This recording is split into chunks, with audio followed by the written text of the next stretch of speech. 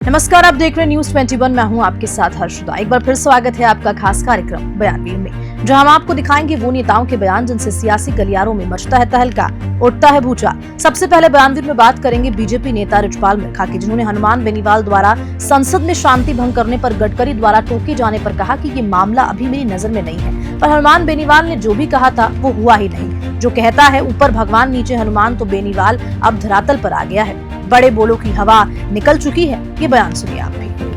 पर हनुमान बेनीवाल अब लड़ने की स्थिति में रहा ही नहीं। वो तो बोलता था कि ऊपर भगवान नीचे हनुमान, तो नीचे आ गया धरातल पर। अब 3 बार धरती तोलता था। उसको पूछो जाके क्या हालत है। अब वो खींवसर की तरफ मुंह नहीं करेगा। और जितने भी बड़े बोले थे उन सब की हवा निकल गई हनुमान बेनीवाल की। सुना होगा आपने चुनाव में, और सबसे ज्यादा मेरे उसके ही था। वो कैंडिडेट तो थे रेवंत राम डांगा, उनको तो भूल गया था, पर वो नाम मेरा ही लगाता था। हनुमान वर्सेस अजीतपाल मिर्जा, वो फोटो में ही वही आता था। अब देखो समय समय की बात है, समय गया अब उसका।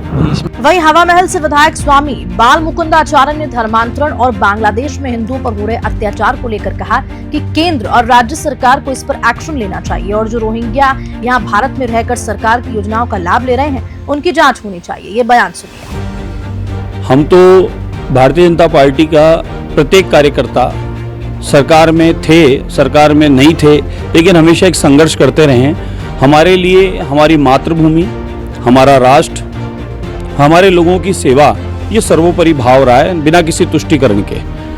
कांग्रेस का कुशासन से अंत हुआ।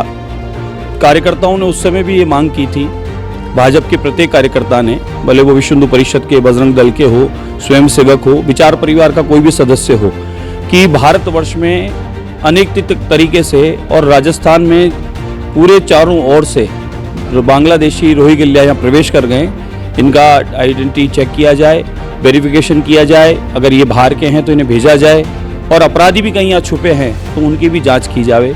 इसी प्रकार से अनगिनत यहाँ अपराधी घुसे हुए थे, लेकिन पिछले दिनों जब से सरकार आई उसके बाद में इस काम पर गति आई, और गति आई तो धीरे धीरे उनकी आइडिया चेक होने लगी।